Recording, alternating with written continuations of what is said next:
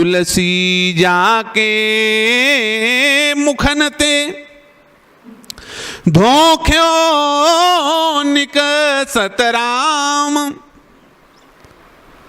वाके पग की पानहि मोरे तन को चाम। मेरे दृष्टि में राम जी का दास राम जी से बड़ा है। और सुन लो, राम जी के दास से भी बड़ा राम नाम जपने वाला बड़ा है। हाँ, राम जी का दास नहीं, राम जी के दास से भी बड़ा राम नाम का दास, जो 24 घंटे मुख से राम नाम लेता है। अरे 24 घंटे छोड़ो जी, गोस्वामी ने जो कह दिया, तुलसी जाके मुखन ते धोख्यो निकसत राम, धोखे से भी राम निकल जाए तो वो व्यक्ति मेरे लिए इतना आदरणीय है कि मैं अपने शरीर की चमड़ी का उसके लिए जूता भी गठवा दूं तो भी मैं उसके चरणों में प्रणाम करने योग्य नहीं हूं, उसकी भाग्य की सराहना नहीं कर सकता। तुलसी जाके मुखन ते धोख्यो निकसत राम, वाके पग की पानहि मोरे तन को चाम। ये तुलसीदास जी ने कहा। कबीर श्री रैदास जी महाराज तो एक कदम और आगे भी निकल गए। तुलसीदास जी ने तो ये कह दिया कि मेरे चमड़ी का जूता बनवाओ जो राम नाम लेता है। अब ये सब एक साथ हुए हैं, कबीरदास, रैदास, तुलसीदास, मलुकदास, ये सब एक समय के हैं, मीराबाई। तो कुछ लोग रैदास जी के पास पहुंचे। रैदास जी जूता गांठते रहते थे बैठे बैठे, वो भी राम नाम जपने वाले हैं।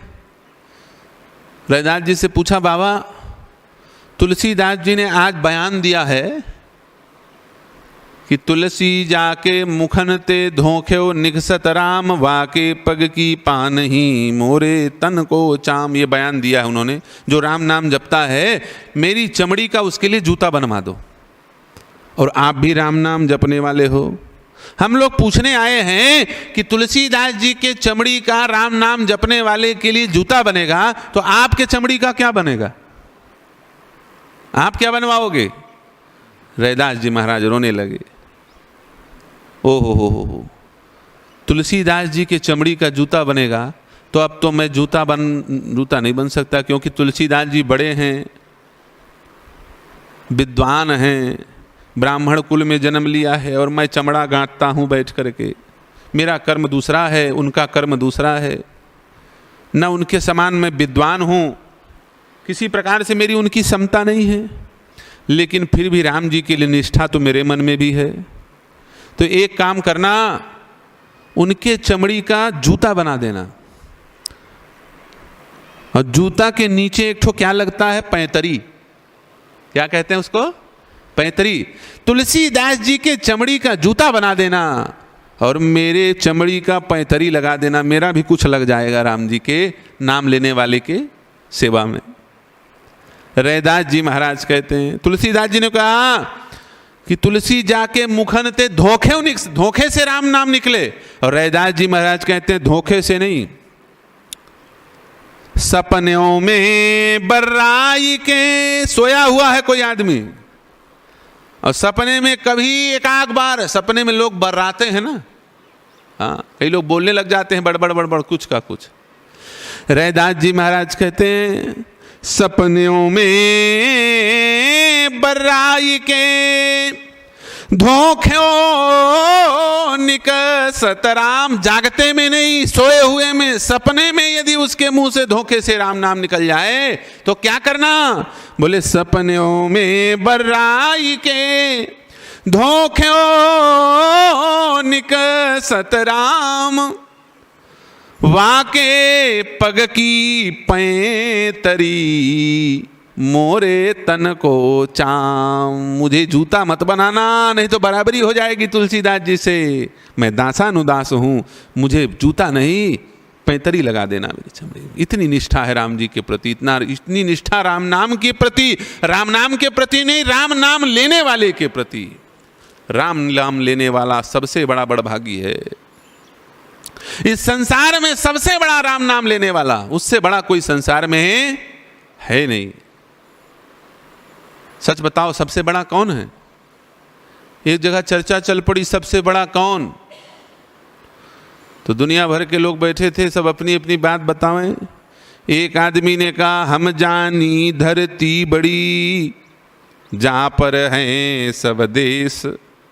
ये धरती बहुत बड़ी है, क्योंकि इसमें सारे देश हैं, 195 देश हैं इस धरती पे। धरती बहुत बड़ी है। दूसरा आदमी खड़ा हुआ, बोले धरती बड़ी नहीं, हम जानी धरती बड़ी, जहाँ पर हैं सब देश। एक आदमी खड़ा होके बोलता है, सो धरती कैसी बड़ी, धरे शीस पर शेष। इस धरती को तो शेषनाग ने उठा रखा है, तो वो बड़े हैं कि धरती बड़ी? हाँ भाई, शेषनाग बड़े हैं। तीसरा आदमी खड़ा हुआ, उसने कहा, बोले सो से सौ लिपटे रहत श्री शंकर के अंग। शेषनाग कभी विष्णु जी के शरीर में लिपट आते हैं और कभी जाते हैं भोले बाबा, वो सांपों से ज़्यादा प्रेम करते हैं ना, तो शंकर जी के शरीर में भी लिपट के घूम के आ जाते हैं शेषनाग, क्योंकि शंकर जी सर्पों को बहुत प्रेम करते हैं। सो से सई लिपटे रहत श्री शंकर के अंग। और यहाँ पर शेष का मतलब सर्प समझ लो। भगवान शंकर के शरीर में सर्प लिपटे रहते हैं। तो शंकर जी बड़े हुए, क्योंकि सारे पृथ्वी को ढोने वाला सर्प शंकर जी के शरीर से लिपटा है।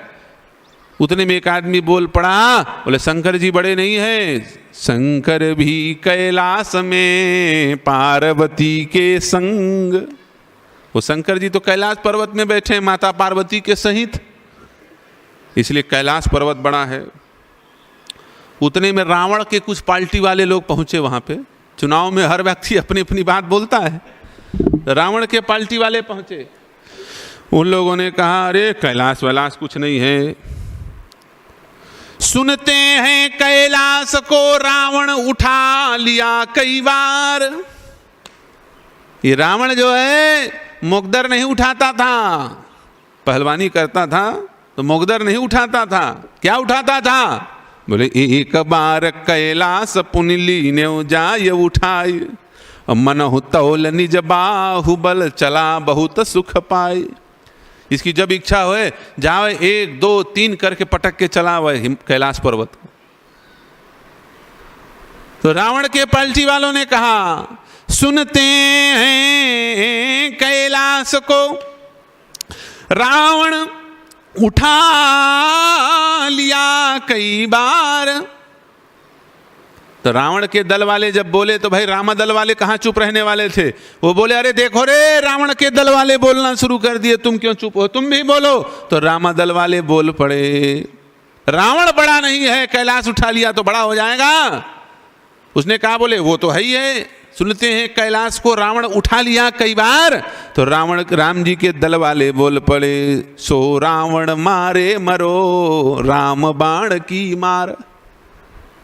वो उतना बड़ा त्रिलोक विजयी रावण एक बाण में मर गया। भगवान राम जी ने एक बार राम बाण मारा तो सायक एक नाभि सरसोसा, एक बाण पड़ा और नाभि का पीयूष सूख गया, अमृत सूख गया, रावण मर गया।